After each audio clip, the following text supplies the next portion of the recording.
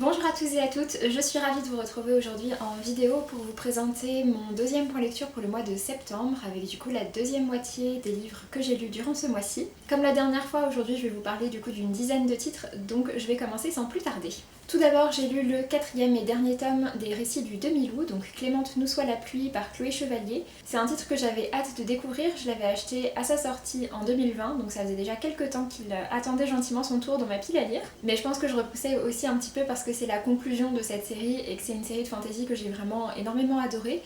Et puis bon, en plus de ça, c'est vrai que le format au mouton électrique est vraiment très joli, mais ce grand format carré, assez épais, c'est pas forcément ce qu'il y a de plus facile à transporter. Dans cette série de fantasy française, on a donc le royaume du demi-loup qui a une tradition un petit peu particulière, puisque chaque membre de la famille royale est accompagné d'un suivant ou d'une suivante. Il s'agit du coup d'un enfant qui est né le lendemain du membre de la famille royale et qui va l'accompagner tout au long de sa vie, qui lui servira à la fois de conseiller, d'amis proche, qui sera aussi celui qui va écrire ses mémoires.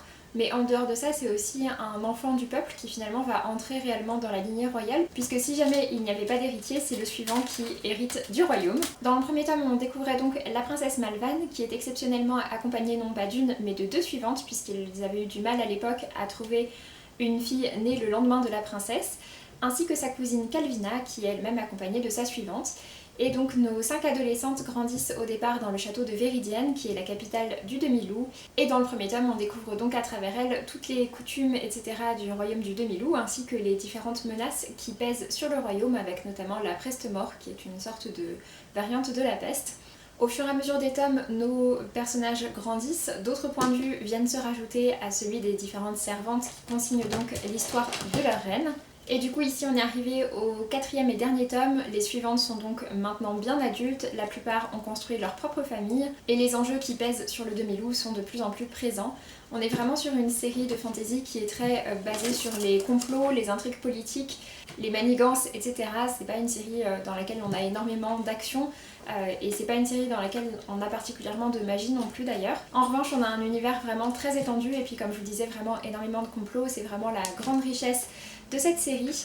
Et pour le coup, ce dernier tome est vraiment particulièrement riche de ce côté-là. C'est un tome dans lequel on voit arriver un événement, on se demande un petit peu quelle forme ça va prendre, et finalement l'événement en question dont on attend un petit peu qu'il soit la révélation finale arrive juste au milieu du récit, et ensuite on a toute la suite qui est finalement ce qui va devoir se passer après, ce que va devenir le demi-loup après tous ces événements-là. Et c'était vraiment super intéressant, j'ai beaucoup apprécié ma lecture de ce tome 4, ça conclut parfaitement cette série. C'est une série que je trouve par ailleurs vraiment très très bien écrite et ça a vraiment été pour moi un grand plaisir de la découvrir, donc je ne peux que vous la recommander. Les premiers tomes sont sortis en poche et il y a également un hors-série qui s'appelle Fleurs au creux des ruines. Je me console en me disant que certes j'ai fini cette série-là mais qu'il me reste la duologie qui se passe dans le même univers à lire, dont le premier tome est déjà sorti puisqu'il est juste là. Voilà, celui-ci, donc à la collection R qui s'appelle Loin des îles Mauves et que le second tome est prévu pour ce printemps. C'est une série que je vous ai beaucoup recommandée au fil des années puisque ça fait maintenant peut-être 6 ou 7 ans que j'avais commencé le premier tome, mais vraiment c'est une série qui est parfaitement réussie du début à la fin. Ensuite, je me suis plongée dans une lecture très différente avec Nos rêves envolés par Deborah J. Marazou. C'est publié aux éditions Slalom et c'est un titre que j'ai reçu de leur part, il est sorti au mois de septembre. On est ici sur l'histoire d'une jeune fille qui est passionnée de danse. On lui a diagnostiqué l'année précédente un SOPK, donc un syndrome des ovaires polykystiques, qui lui amène pas mal de changements au niveau de son corps ainsi que pas mal de douleurs. Tout ça influe beaucoup sur sa relation avec son corps et aussi la manière dont elle peut utiliser son corps dans la danse. Dans ce récit-là, elle va faire la rencontre d'un jeune homme qui est lui aussi passionné de danse classique, mais qui doit un petit peu faire face à certaines remarques, etc. qui peuvent exister dans sa famille, qui montrent que la danse c'est sympa, mais bon, pour un garçon c'est pas très sérieux. Nos deux personnages doivent du coup apprendre chacun à se découvrir eux-mêmes, à comprendre qui ils sont, et en parallèle de ça, ils apprennent à se connaître l'un l'autre, puisque c'est un récit qui va évoluer gentiment vers une petite romance. C'est une romance que j'ai vraiment trouvée très sympa, c'est très mignon, il n'y a pas de drama, il n'y a pas de grand quiproquo ou quoi que ce soit, c'est vraiment un titre qui se passe bien du début à la fin. J'avais un petit reproche à lui faire par rapport au fait qu'il y a un petit peu de girl on girl hate, donc des filles qui s'affrontent entre elles et qui se chamaillent entre elles avec une rivalité. mais finalement même là-dessus, sur la fin, ça s'améliore un petit peu. C'est un récit dans lequel j'ai trouvé l'écriture assez moderne et assez fluide, mais du coup elle a peut-être manqué d'un petit peu d'émotion pour moi pour que le récit me convainque complètement. Malgré ça, j'ai quand même versé ma petite larme sur la fin, donc voilà. Donc voilà, ça a plutôt été une chouette lecture, c'est pas forcément une lecture mémorable de mon côté, mais en tout cas je suis plutôt contente de l'avoir découvert. Si vous cherchez une romance mignonne ou si vous cherchez un livre qui parle de la danse ou encore du SOPK, eh bien n'hésitez pas à le découvrir. Après ça, j'ai lu le roman Le Roi des Sylphes par David Brie. C'est publié aux éditions Nathan dans leur collection Court Toujours, du coup c'est un très court roman qui fait à peu près une cinquantaine de pages, qui est également disponible en format audio et en format numérique lorsqu'on achète le livre papier. Pour ma part, j'aime beaucoup l'écriture de David Brie et du coup j'étais très curieuse de voir ce qu'il allait proposer en fantasy young adulte dans un format aussi court. Estelle Faye s'était déjà pliée à l'exercice et j'avais vraiment bien aimé ce qu'elle avait proposé. Du coup forcément oui, c'est un récit qui va très vite, mais ça fait partie du concept du format, donc c'est pas vraiment quelque chose qu'on peut lui reprocher, surtout que je trouve que l'histoire est quand même assez complète au final. On est sur l'histoire d'un jeune garçon qui doit hériter du royaume des sylphes. Les sylphes sont en mauvaise posture et se font de plus en plus rares. Pour devenir le roi des sylphes, il doit également abandonner sa part humaine qui réside encore en lui. Et finalement, on va donc suivre l'histoire de ce jeune homme qui est un petit peu partagé entre ce que lui, il a envie de faire de sa vie et ce qu'on attend de lui. Et finalement, cette thématique des attentes familiales, c'est quelque chose qu'on retrouve pas mal dans plusieurs des lectures que j'ai à vous présenter aujourd'hui.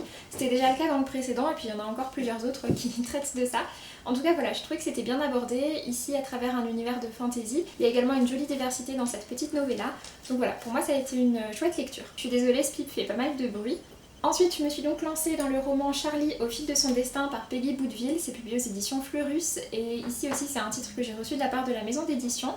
On est ici sur un roman plutôt à destination jeune adolescent dans lequel on va suivre l'histoire de Charlie. C'est une jeune fille qui a grandi dans le nord de la France. Son père est le directeur d'une usine de métiers à tisser. Et Charlie est passionnée de mode et finalement on va suivre tout son parcours, toute sa détermination, son envie d'aller plus loin qui va l'emmener à aller à Paris, à faire la rencontre de Coco Chanel et puis ensuite à tenir sa propre boutique sur une plage de Normandie. C'est un récit que j'ai trouvé vraiment sympathique, j'ai passé un bon moment avec. J'avais déjà lu les deux autres romans publiés par Peggy Boudeville chez Fleurus, à savoir Le Réseau Phénix que j'avais beaucoup apprécié et puis Disparu sur le front que j'avais un petit peu moins apprécié, qui se passaient respectivement pendant la Seconde et la Première Guerre mondiale. Et donc ici on est sur un contexte d'entre-deux-guerres. C'est un récit comme je vous disais qui est très positif, qui est très encourageant. On a cette jeune fille qui est vraiment déterminée à aller au bout de ses envies et de ses rêves. Donc voilà, c'était vraiment sympathique. Ensuite j'ai lu un livre audio, il s'agit de Les gens de Bilbao naissent où ils veulent par Maria Larrera. C'est un titre dont je n'avais pas trop entendu parler avant qu'Audiolib me propose de le recevoir. Il faisait partie de la rentrée littéraire de l'année dernière. Dans ce roman-là, Maria Larrera, du coup l'autrice, va nous raconter l'histoire de sa famille à travers deux parties vraiment différentes. On a une première partie dans laquelle on va suivre le destin et l'histoire de plusieurs personnes de sa famille, principalement des femmes. On suit donc plusieurs générations avec des portraits de femmes qui sont quand même assez hauts en couleur, assez particuliers, pour arriver finalement sur une seconde partie dans laquelle on va parler vraiment de la quête de Maria Larrera à la recherche de ses origines et à la recherche de ses origines véritables, puisqu'elle va apprendre qu'elle est adoptée et va donc se lancer dans la recherche de ses origines puisqu'elle apprend qu'en fait il s'agit d'une adoption illégale, que ses papiers de naissance sont des faux. Ses papiers de naissance indiquent qu'elle est la fille biologique de ses parents, ce qui n'est du coup pas le cas. Elle se retrouve du coup à faire des allers-retours en Espagne à Bilbao pour essayer de comprendre petit à petit quelle est cette histoire, d'où elle vient exactement, qui était sa mère, etc. C'est un titre que j'ai plutôt bien apprécié, il est lu par Maria Larrera elle-même. J'ai surtout apprécié la seconde partie avec la quête de ses origines et l'enquête qu'elle va mener autour de ses adoptions illégales puisqu'elle apprend qu'elle n'est pas la seule à en avoir été victime. En revanche, j'ai été un peu moins prise dans la première partie parce que j'ai eu au départ un petit peu de mal à situer tout le monde et je confondais pas mal entre les histoires des différentes femmes. Je pense que là-dessus, la version audio n'aidait pas forcément à bien situer tout le monde. Mais voilà, en tout cas c'est un titre que je suis contente d'avoir découvert, je l'ai plutôt bien apprécié. Et surtout du coup cette seconde partie qui parle de tous ces enfants qui ont été adoptés de manière complètement illégale et de toute la manigance, tout le réseau finalement qui existait derrière. Ensuite, j'ai lu le second tome de L'épée, la famine et la peste par Aurélie Wallenstein aux éditions Scrinéo. C'est une série qui est terminée en 2 tomes, donc c'était vraiment la conclusion ici. On est sur un titre de fantasy assez sombre, même franchement sombre, dans lequel les araignées ont ravagé le monde. Elles occupent la tête et les esprits de pas mal de personnes, les rendant assez dépressives. Et puis il y a également d'autres fléaux qui pèsent sur cet univers. On a notamment des hommes qui sont possédés par des loups et puis globalement c'est un monde qui est vraiment en grande difficulté. Ça se passe dans un contexte qui va se rapprocher de l'après-croisade, avec également l'Inquisition qui est très forte dans cet univers-là. Donc voilà, du coup on est vraiment sur un univers de fantasy mais qui est inspiré également d'événements historiques réels. Dans cet univers, du coup, on découvrait nos 3 personnages principaux. On a Sullivan qui est un vétéran de guerre et puis 2 adolescents, Erin et Cillian. Et ces 3 personnages ont comme point commun le fait qu'ils ont effectivement un lien avec un animal qui fait d'eux des monstres sanguinaires, on peut dire ça comme ça. Dans le premier tome, on voyait vraiment comment est-ce qu'ils se rencontrent, comment est-ce qu'ils décident de faire équipe pour essayer tout simplement de vivre en liberté leur vie. Et puis dans ce second tome, on voit un petit peu plus comment ils vont essayer de renverser tout le pouvoir qui est en place puisqu'ils comprennent que c'est le seul moyen qu'ils ont pour pouvoir enfin vivre leur vie comme ils l'entendent. Et on a également d'autres points de vue qui se rajoutent et des personnages qui sont amenés à pas mal évoluer dans ce récit-là. C'est un second tome que j'ai trouvé ici aussi réussi et intéressant à suivre. En revanche, comme je l'avais déjà dit pour le premier tome, je tiens à préciser qu'il n'y a pas de mention du tout de trigger warning autour de ce récit-là, alors que ça vaudrait peut-être le coup, puisqu'on est quand même sur un récit qui comporte notamment des agressions sexuelles, de la torture, des scènes de violence assez marquées. Et puis également, si vous êtes arachnophobe, je tiens quand même à vous préciser que les araignées ont une très grande place dans ce récit, avec parfois des scènes qui sont assez détaillées. Donc pour ma part, je ne suis pas arachnophobe et puis j'ai pas forcément peur quand je lis des choses dans les livres, même si c'est des choses qui peuvent me faire peur en vrai. Mais voilà, je tiens quand même à préciser tout ça. Après pour ma part, ça a été une série que j'ai bien apprécié découvrir. J'ai trouvé les 2 tomes réussis et vraiment prenants malgré quelques petites longueurs pour le milieu de ce second tome. Pour terminer côté roman, je me suis lancée à la découverte de l'écriture de Virginia Woolf à travers 2 de ses titres assez emblématiques puisque j'ai lu Mrs. Dalloway ainsi que Une chambre à soi en version audio. J'ai découvert les 2 à travers les versions audio qui sont proposées sur Nextory et je tiens à préciser que ce sont des versions audio abrégées pour les 2 titres. Apparemment pour Mrs. Dalloway ça ne pose pas tellement de problème parce qu'on est sur un titre qui présente vraiment toute une galerie de personnages qui interagissent entre eux. Et de ce que j'en ai compris, la version audio est quand même assez bien faite et ne réduit pas énormément la durée de l'œuvre complète.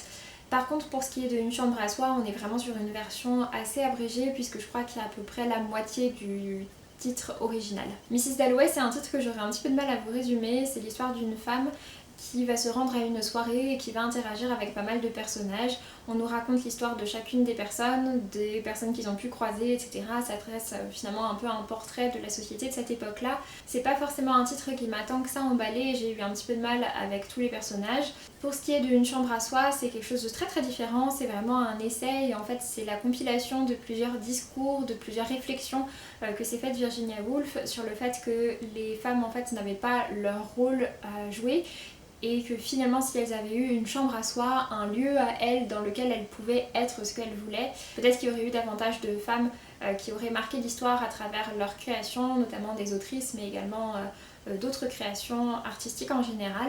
Et du coup voilà, ça nous explique que finalement ces femmes n'avaient pas forcément la place pour devenir ces personnes-là. Du coup je suis contente d'avoir découvert ces 2 titres, mais ça n'a pas été franchement un coup de foudre et je suis pas sûre que j'en retiendrai forcément grand chose. Je pense que ça vaudrait le coup que je lise Une chambre à soi dans sa version intégrale puisqu'elle est vraiment, comme je disais, beaucoup plus longue. Par contre pour ce qui est de Mrs. Dalloway, je pense que je m'en suis quand même fait un avis qui était assez complet. Après, je tiens également à vous préciser que la version audio qui est disponible de Mrs. Dalloway n'est pas particulièrement bien faite sur Nextory. C'est une version audio qui n'a pas été assez nettoyée au niveau de la piste audio. Du coup, on entend la narratrice parfois déglutir, on entend des petits bruits de fond, etc. que parfois elle se reprend et puis elle a une prononciation des noms anglais qui est assez catastrophique. Donc voilà, c'est pas forcément une version audio que je vous recommande. Ensuite on va passer aux lectures côté graphique. Tout d'abord j'ai découvert Imawari House par Harmony Baker, c'est un titre que j'ai beaucoup apprécié. On suit ici l'histoire d'une jeune femme qui est américano-japonaise. Elle a vécu au Japon quand elle était enfant et maintenant ça fait pas mal d'années qu'elle vit aux États-Unis. Elle décide alors qu'elle est une jeune adulte de retourner au Japon pour une année afin de renouer avec son histoire et puis cette part d'elle-même. Là-bas elle se retrouve en colocation avec 2 autres jeunes femmes, l'une est singapourienne et l'autre est sud-coréenne. Et finalement ça va vraiment être l'occasion pour elles d'échanger autour de pas mal de choses différentes. Elles échangent beaucoup autour de la langue, autour de leur culture, autour des traditions, mais également beaucoup autour du poids des familles et des attentes familiales qui existent, qui sont en plus de ça réputées comme étant assez importantes en Asie. C'est un titre que j'ai vraiment trouvé très touchant, que j'ai beaucoup apprécié.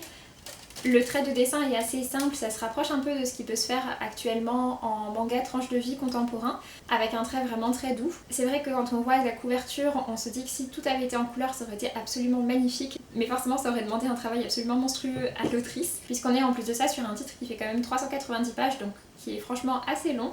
C'est un titre que j'ai beaucoup apprécié, j'ai trouvé qu'il y avait plein de réflexions super intéressantes dedans, j'étais complètement prise dans l'histoire, prise avec les personnages que j'ai trouvé très touchants.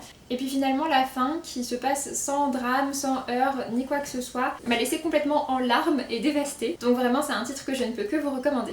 Ensuite j'ai lu le tome 1 et le tome 2 de la BD Anna et l'Entremonde par Marc Dubuisson et Si. C'est donc le début d'une nouvelle série de bande dessinée qui comptera 5 tomes et c'est une série que j'ai beaucoup appréciée. Voilà. Pour vous montrer quelques planches, on est vraiment sur ce style de dessin. Pour ma part, j'aime vraiment beaucoup le trait de dessin de Si, donc j'étais vraiment très contente de retrouver un album entier dessiné par elle tout en couleur, surtout que c'est un titre qui fait quand même quasiment 100 pages. Du côté de l'histoire, on va donc suivre Anna, elle travaille comme docker sur un port des Canaries, duquel va partir l'expédition de Christophe Colomb. Dans notre monde, cette expédition va donc les amener à découvrir l'Amérique, mais dans l'univers d'Anna, pas du tout, puisqu'il va se passer quelque chose d'un petit peu différent qui est expliqué d'une manière que j'ai trouvé vraiment très drôle. Et finalement, les bateaux vont être projetés dans l'Entremonde, qui est un carrefour à la croisée de plusieurs univers. J'avais Spip qui était en train de me courir dessus et de me griffer. Anna se retrouve donc projetée dans un univers qui est très riche et très coloré, qui promet vraiment une très grande richesse avec plein de personnages très différents. On a des animaux qui parlent, des êtres sans corps, etc. C'était vraiment très chouette et j'ai beaucoup apprécié. Le second tome était tout aussi réussi et du coup j'ai hâte de voir ce que donneront les prochains. Pour terminer, je vais vous parler rapidement de ma lecture du roman graphique Libre.